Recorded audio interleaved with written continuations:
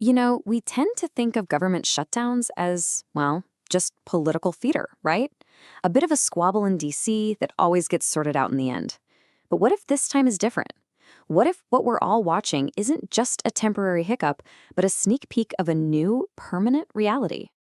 This quote is the absolute core of the source material we're looking at today, and it's a pretty chilling thought. It basically reframes this whole shutdown debate. It's not just a political fight.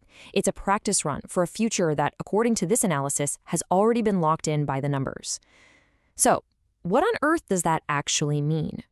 Well, when we say dress rehearsal here, it's not about actors perfecting a performance. It's about getting everyone, politicians, government agencies, us, used to a new normal, a permanent state of crisis, a slow, managed decline where, inevitably, promises are going to be broken.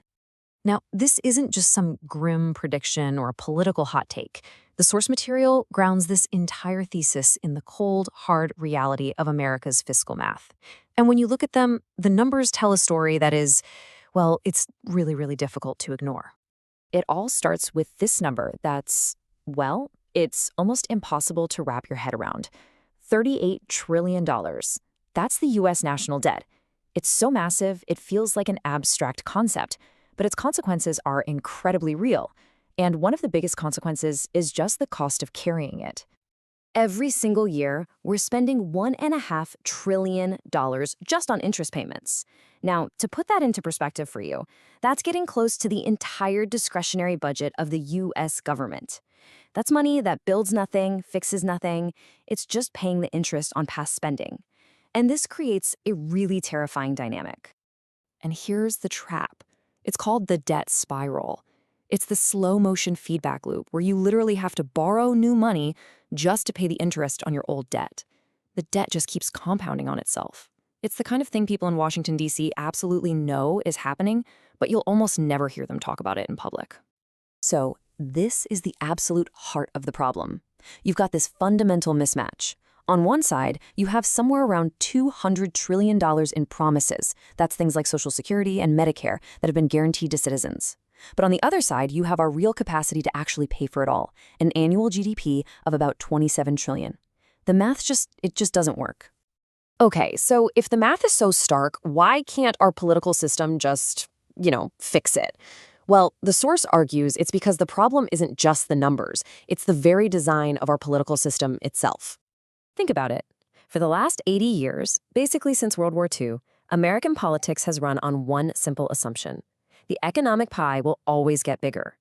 Our entire system is built to argue over who gets the newest, biggest slice of that growing pie. It was never, ever designed to figure out whose slice gets taken away when the pie actually starts to shrink. And when you force that system to manage decline, the source predicts it will fracture in some really specific ways. You start to see a constitutional crisis, with the White House, Congress, and the courts all fighting over who has the power to break which promises. You get straight-up generational warfare between the young and old over benefits. Productive states start asking why they're subsidizing others. And eventually, the whole social contract, the very legitimacy of the government, starts to crumble. And this isn't some abstract political science problem. This kind of breakdown has very real-world consequences. So let's talk about what this managed decline actually looks and feels like on the ground, according to the source. The new way of governing becomes something the source calls fiscal triage. Just picture an ER. The doctors aren't talking about long-term health plans. They're making brutal, minute-by-minute decisions about who gets saved right now. That's the new reality of governance. The daily question isn't, what can we build? But which promises do we have to break today just to keep the lights on? And this failure doesn't happen all at once. It cascades down. It starts at the federal level, which then cuts funding to the states. The states, now in their own crisis, have to slash support for local cities and counties. What you end up with isn't a single, uniform collapse. It's a patchwork country, with islands of functional government surrounded by areas where essential services have simply vanished. And look, this isn't some far-off sci-fi scenario. The source says we're seeing previews of this triage right now in these shutdowns. We see 40 million people at risk of losing food aid. We see federal workers going unpaid, hollowing out the government from the inside. Air traffic gets disrupted because maintenance suddenly seems optional. You even have states like Virginia and Maryland being forced to dip into their own pockets to fund federal programs. This is the dress rehearsal in action. Okay, now we're going to dig into what is maybe the most provocative and, for some, the most challenging argument in the source material. It suggests that this fiscal collapse will have a very specific and maybe even unintentional social outcome: the rapid unwinding of many of the feminist gains of the last century. So, to get this, you have to understand the premise.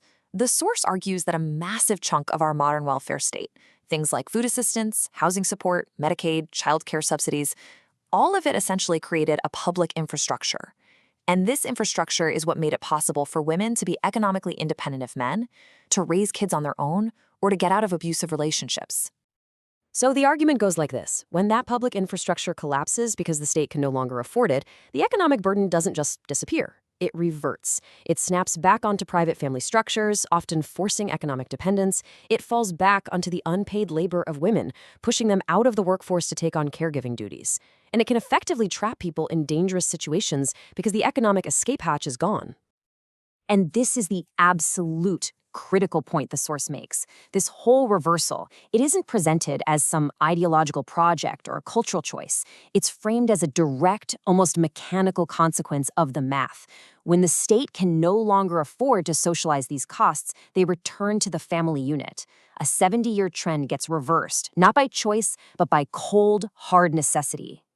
So, where does all this leave us? Well, this analysis doesn't hand out any easy answers. In fact, it does the exact opposite. It leaves us staring at a series of profound and deeply uncomfortable questions about what comes next. First up, there's the question of timing. How fast does all this happen? Is this a slow burn over, say, 20 years, giving us time to adapt, or is it a rapid, shocking collapse over just 3 to 5 years, where the system breaks way faster than anyone can build an alternative? The source seems to suggest we might already be in the early stages. And what's the spark that lights the fuse? We seem to lurch from one crisis to the next. But is there a single event out there, another huge financial meltdown, a major war, a climate disaster, that's big enough to push the system past its breaking point and into a permanent state of failure? And if our political system really is incapable of choosing a painful solution, what forces one on us? Does the bond market finally have a panic attack and send interest rates to the moon? Does the government just keep printing money until it triggers hyperinflation? The source suggests the change won't be a choice we make, but a consequence that happens to us. And that finally brings it all back home, to us. If that foundation we've all built our lives on, the basic assumption that federal support and services will just be there, if that starts to crumble, what comes next? What does resilience even look like for a family, for a community, in a world where you can't count on that anymore? That is the final, unsettling question this analysis leaves us with. And it's a question that goes way beyond politics, doesn't it? It goes to the very core of how we live together.